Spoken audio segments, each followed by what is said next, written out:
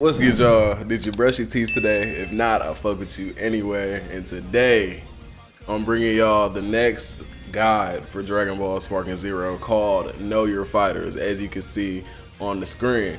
It's a new news article that they just came out with talking about multiple things like quick time events, switches, transformations, fusions, like types of characters and all kinds of shit like that.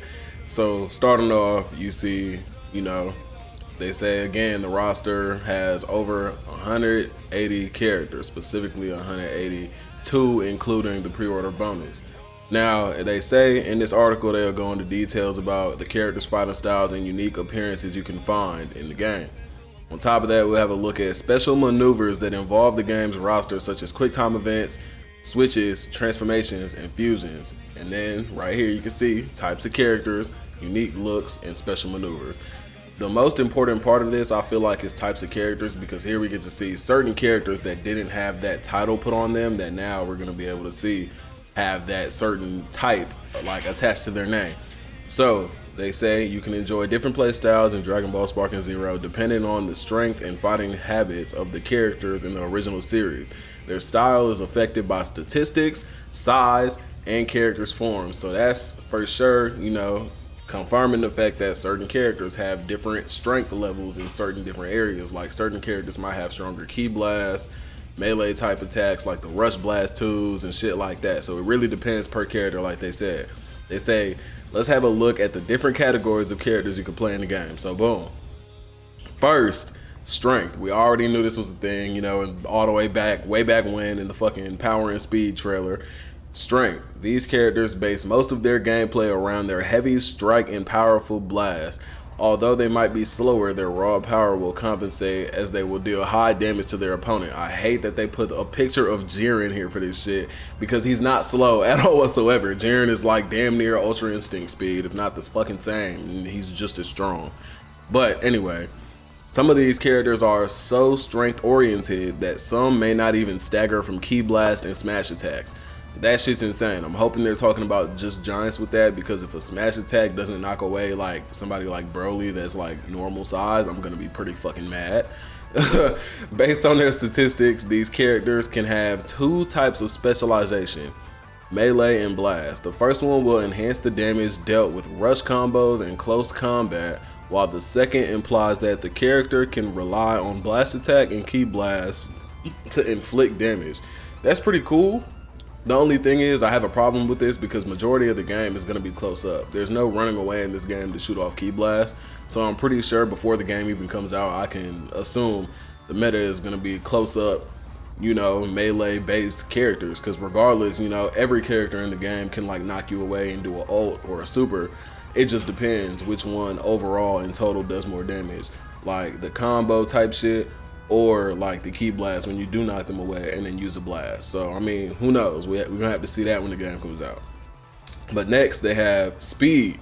On the opposite end, some characters base their attack strategy on their swiftness, which they use for long lasting assaults which are hard to interrupt. So like when you go into max power and some characters just get to beating your ass and you can't really do shit about it because they're hitting you so fast, that's what they're talking about. Even if some of their strikes are lighter, your opponent will have trouble trying to catch you as you move quickly all over the map and deliver combos with stunning speed. Escaping from rush combos of characters that rely on speed will be tougher for the opponent compared to characters not fitting in this category. So for example, what they're talking about here is like, say you're fighting Broly and then say you're fighting Burter. Burter is hitting you fast as fuck, and it's gonna be hard to like time your Z counters and like your like vanishes to get out of his combos and shit. That's pretty obvious. If you play BC3 or any of the tenkaichi games, you know that. So, say Broly on the other hand, he's punching you slow as shit. It's gonna be easy as fuck to like Z counter or vanish out of his combos. Basically, is what they're trying to say. And honestly, it's not that easy. Regardless, well, who knows about in this game? But in BC3, it wasn't that hard to like get out of the combos, or not hard, that easy. So I don't think it'll be that much of a difference. But next, they got ki blast. There are some characters who are masters of ki blast, excelling in a fighting style that they can maintain control. In a fighting style that they can maintain control while keeping the opponent at a distance. This is only like a problem if like Ki Blast stagger you to a point where like, you know, pretty much what like Ki Blast stuns would do to you in Xenoverse. If it's that level of strong, then it's a problem. But if not, then whatever. But they have the ability to fire multiple consecutive energy blasts while consuming the minimal energy. So like Vegeta. Vegeta is a good example who is known for his powerful and rapid Ki Blast attacks. Other characters include Goku, who can unleash the iconic Kamehameha, and Frieza, who possesses the precise Death Beam. That's the thing. I really hope they do fix Ki Blast, because right here we see literally almost all of them hitting. But the issue is, not too long ago, and like I would say like the last build they just put out before the full game build, we seen it. I think it was Frieza versus Goku. Goku was standing still charging. Frieza started shooting off Ki Blast, standing still, and all of them missed. It was horrible. I don't know if y'all seen that, but if you have, you know exactly what I'm talking about, and it was some bullshit. So here they're all hitting except for like when he's falling, which makes sense. So I hope they fix that, and I hope majority of them work like this, being that they did just state Frieza as one of the Ki Blast based characters, you know? So who knows, we're gonna see. But next, Giants. Given their impressive size, these characters are much slower than others, but they strike more powerful blows that will stagger and send your opponent flying away. Okay. On top of that, they are numb to throw and some blast attacks. You can take advantage of their overwhelming presence on the map to hit your opponent with a wider hit range. Their impressive size and power come at the expense of sometimes having trouble hitting smaller opponents, which may evade their assault more easily. Okay.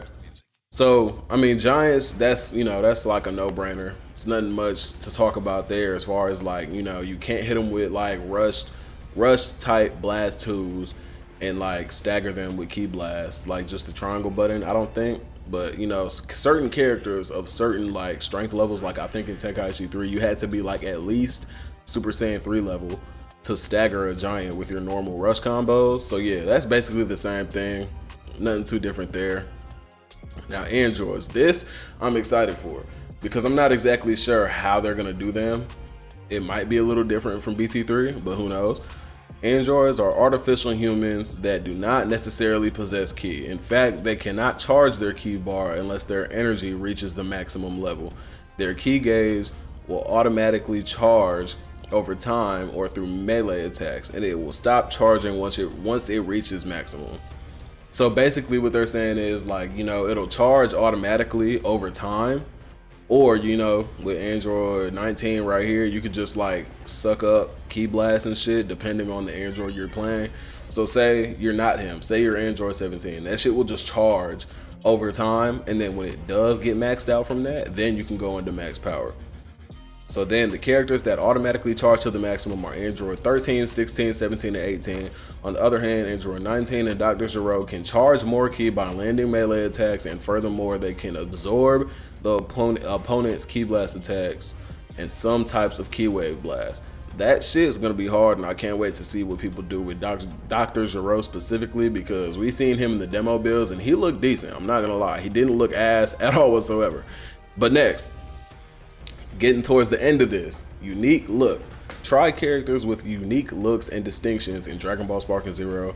The game faithfully reproduces some features of the series, whether it's an accessory, ability, or cosmetics that may or may not affect the character's gameplay. So like, for example, if you got, I think you get the Ultimate Edition, you get Goku Super with the Power Pole, and that outfit changes one of his Blast 2s. It's the one where it's like the no feelings hit that switches to, they call it Power Pole Dance. We still have yet to see what that looks like, but I can't wait to see that, because, you know, outfits switch moves in this game, and that's fucking amazing. I love that. But sword, you can enjoy multiple ways and fighting styles in Dragon Ball Sparking Zero, as sword fighting is one of them. Iconic swordsmen from the series will use their sword in a lot of combos, rush, and blasts to faithfully recreate their famous moves. There are also characters who use a sword to launch energy blasts that pierce through guards with a smash energy blast. So basically, like, I think Janemba had one of those. If you remember, like in BC3, like if you charge the triangle, it was just unblockable. I hope that's the case, that they're just unblockable and that they don't literally break your guard, because like that's kind of fucking broken. But super aura. Some characters, such as the strongest form in Dragon Ball Super and Dragon Ball Sparking Zero, have their aura always on. Their power is overflowing, which results in stunning visual expression of their ki. So like, I guess if you go to like, well, you know, like say you're playing like either version of UI Goku, his aura is always on. That's a given. We know that. I'm not sure about Super Saiyan Blue. I can't remember off the top of my head. He might have it, he might not. I don't think they do though. Scouter. The Scouter is an iconic item from the Dragon Ball series. In the game, you can select characters mostly from Frieza Force and equip them, the Scouter, as an accessory, which will grant a boost of search radius when equipped, depending on the quality of the Scouter equipped. Okay, that's cool. So there's multiple, okay, there's gonna be multiple different Scouters you can get. I'm assuming just like as items you can get through the story and different shit like that, or maybe even custom battle, who knows? Or you can buy them in the store, you know, just like how you can buy the characters and shit. So that's cool. That's a really cool concept. So basically, if you have on a Scouter, you can find people easier. So like when people switch out, like a lot of the time you'll lose like where they are, or like if they die and they switch into their next character, you won't know where they are.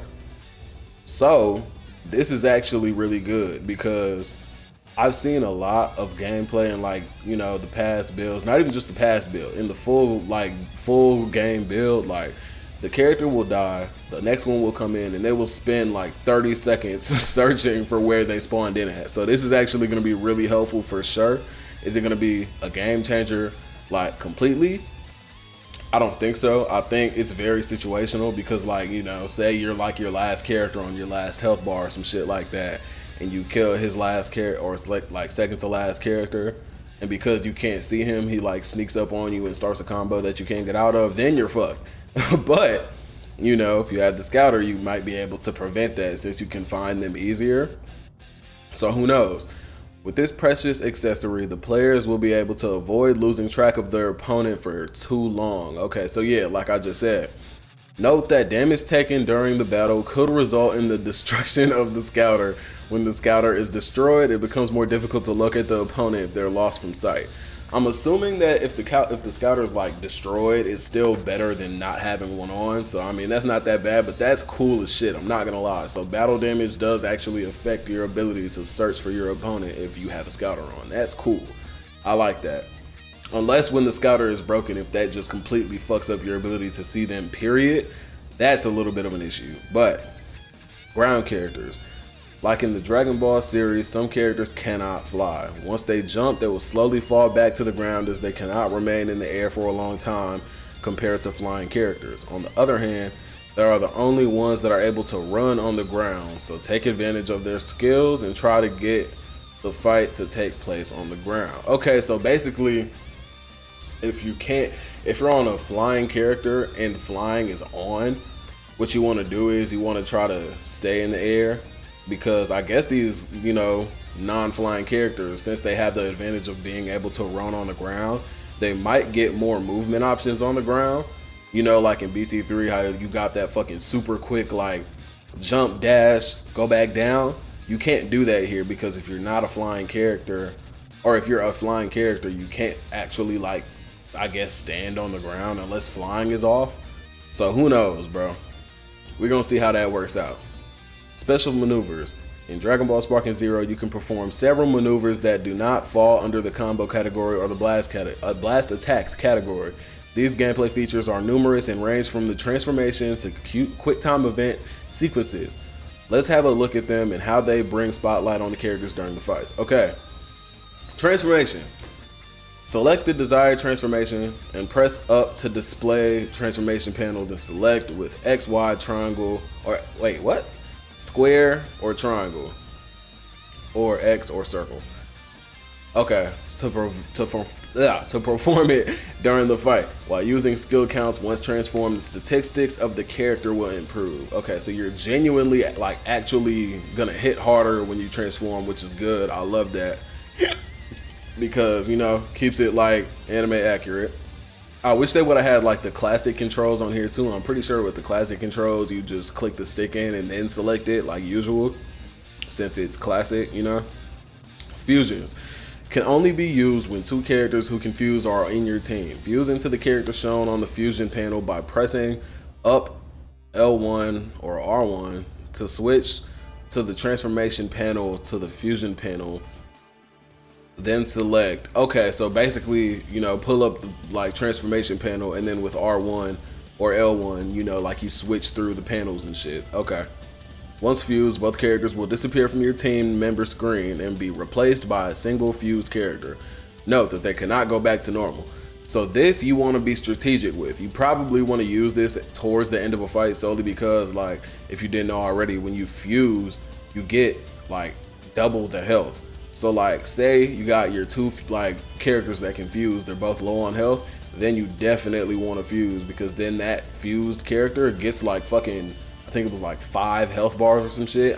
It might change depending on like, you know, like how low those characters were, but I don't know. We're gonna see. I hope it's not too broken, because if I have two characters low, super low, and I can just like fuse and then get like 5 bars of health, that's kind of crazy, not gonna lie. It's accurate though, so I don't know. We're gonna see. Switch. The switch is possible once the change icon is lightened, which is right here, this yellow icon. Left to display the switch panel, then choose the character you want to switch in with one of the buttons. So like, just like that. This mechanic can lead to other gameplay features such as chase, change, and team battle switch while attacking. To let your switched in character continue the assault, use this tactic to smoothly switch out team members while keeping up your attacks. So like, it's that shit where, you know, you knock somebody away, then switch your character, and that character just knocks the other one away. So say you have no ki, you pull off a combo, knock them away, switch, then you have ki with that other character and use a blast 2 to get more damage. So yeah, pretty basic, plain and simple, just like, well, not just like it was in BT3, but you know, simple concept. Sparking mode. To enter sparking mode, you must charge your ki gauge to its maximum and even further. You will need to spend 1 skill count to reach sparking mode. Sparking mode not only enhances your abilities, but also offers a variety of other benefits, such as allowing you to shoot ki blasts without consuming ki. That shit's kinda nice, not gonna lie. If you can get into max power, you definitely want to use it. Like, I feel like I didn't use it much in BT3 and other games like that. It just wasn't, you know, I never really felt the need to, unless I just wanted to use my ult, because why not? But then they say, use moves such as Violent Rush while in sparking mode. You can perform continuous rush attacks until your gauge runs out, resulting in an uninterrupted barrage of melee attacks. I'm pretty sure you can get out of this, like, still by like Z countering or like vanishing out of part of it or some shit like that, because if I remember correctly, that's how it worked in BC3. They say you can also perform Hyper Smash, which will inevitably break the guards of your opponent, or Super Movement, as it consumes some of your sparking gauge and allows you to vanish and move instantly. I do remember this, if I'm not mistaken, not gonna lie. I think that's just, you know, another thing pulled from BT3. I could be wrong though. But next, emotes. You can perform the emote displayed on the emote panel by pressing right and assign to a character prior to the fight. Perform the emote with your favorite characters to take cool stances. We've seen these already. We seen one recently with Super Saiyan 4 Gogeta when he does like the finger thing, when he's like telling you to come on and shit like that. Like, so these is cool. I can't wait to see, like, you know, more of the characters' emotes and shit. You know, take some cool ass pictures, like screenshots and shit for thumbnails. Shit gonna be hard. I'm happy they added this, because this is some creative shit right here. You know, this is really letting you, you know, immerse yourself in the game, you know. And then quick time events. Once certain moves are performed at the same time by both players, a dynamic quick time event sequence will start in which the winner can take an advantage in the battle by dealing additional damage and sending his opponent away. So like the clashes, basically. So then, yeah, so here then they're gonna go into the clashes. So the first clash is Speed Impact. A speed impact sees the two fighters clash and trade a series of blows. Perform a speed impact by clashing with your opponent using a Dragon Dash, R2, and X. This also occurs when a rush type blast collides with the Dragon Dash. So like, say like I pop a Rush Blast 2. and then you do a dragon dash, we'll still clash no matter if I use the super, you use the super, no matter what. We're still gonna clash. This impact action is divided into two main parts. First, during the single strike, both sides must match their inputs with what is being shown on screen. Once the winner of the single attack is decided, the action proceeds to rapid strikes. During the rapid strike, the final damage inflicted is decided by the number of inputs performed by each player. Once the rapid strike stage ends, the winner of the single strike will send the loser flying, concluding the encounter. So this part, this clash, you do not win by like just mashing the button. The winner is decided before that. Whoever does better with clicking the, timing it correctly on the first encounter wins it, and then the second part just simply decides the amount of damage that player takes, which isn't that much to begin with, but it could be enough to win you a fight. Who knows? So is what it is. Next, we got power impact. Power impact happens once the two characters perform a throw, RB and square. Wait, no. So R1 and square at the same time. This impact action is centered around comparing strength by holding corresponding buttons. So you grab like classic controls. You're gonna double tap X. During the clash, a gauge will be displayed. You must adjust your inputs in order to not exceed the needle. The winner is determined by whose gauge is closest to the needle when the power impact ends. Okay. I feel like all these new clashes, like all these new clash systems they have are really like skillful compared to just mashing the fuck out of a button or like spinning the controller stick. Like I think it's really helpful that they did this, because even like for the last one up here, this one has the speed impact, has it where you get into this dash or whatever, or this clash, and then the second part is mashing the button or spinning the stick. The only thing that has that in this game, I'm pretty sure, is this, and that's not even the part that determines the winner. So I like that. I feel like it's really cool that they made it more like skillful, more timing based and shit like that, Personally, I like that, especially being that on classic and standard controls, the inputs are different for mashing and spinning the stick. I think it works that way. It works better. Crash impact is triggered when both characters use a step in at the same time.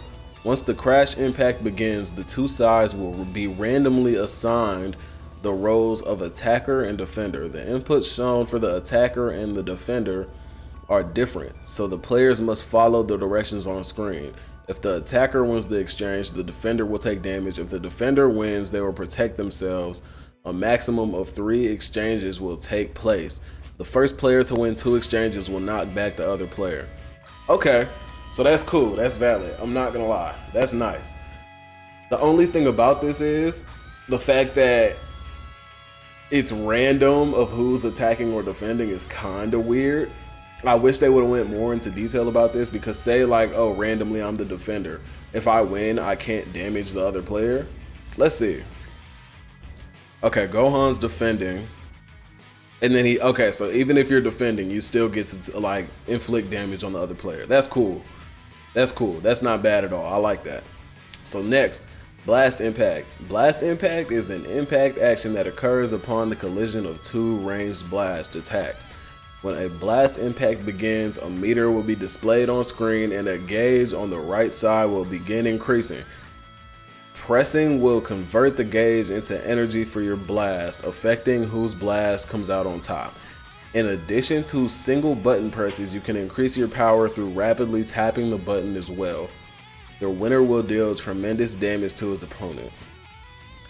So here what they're doing is they're timing it, but I'm a little confused. They say, let's see, where was it? Pressing, you can increase your power through rapidly tapping the button as well. So I guess you can choose whether you want to time it or just spam the button. Personally, I feel like I'm good at button mashing, so I know for a fact what I can do here is I'm a button mash instead of like, timing the shit over and over. Like, I'm gonna just mash the button and see what happens, personally. So then we get to the end. Dragon Ball Sparking Zero will launch on October 11th, 2024 for PS5, Xbox Series X and S, and PC. Pre-orders of the Digital and Ultimate Edition come with a 3-day early access. Wait, did they say digital and ultimate? I think they meant to say deluxe and ultimate edition come with a 3-day early access that will start on October 8th. Pre-orders of the game will also receive a new playable character, Mini Goku, from the upcoming Dragon Ball Diamond anime, as we know. So, if you get the deluxe or the ultimate edition, you can get it. For me, I think it's going to be October. I calculated it. It's going to be October 7th, 5 p.m. for me. So they kind of lied here, depending on where you are. But yeah, so with that being said, man, drop a like on the video. Let me know what you think about all these new clash systems they got going on, the types of characters and shit like that. Like, you know, like the key blast, power, speed. I like how it's more than just power versus speed, because at the beginning that's what it was, but I'm happy they changed that shit. So yeah, man, with that being said, for more Sparking Zero content, drop a sub on the video. Tell me, man, let me know which one you pre-ordering for, if you on Xbox, PlayStation, PC, and what version you're getting. Personally, I'm going with the Ultimate Edition. I've been got that shit months ago. But yeah, I know some of y'all want to go with the deluxe. But with that being said, man, like I said, drop a sub and I'm gonna see y'all later. Peace. Hey. I forgot I be doing that now. Damn. Stay tuned for more update. Okay. Yeah, that's it. They had a lot of shit in there, I'm not gonna lie.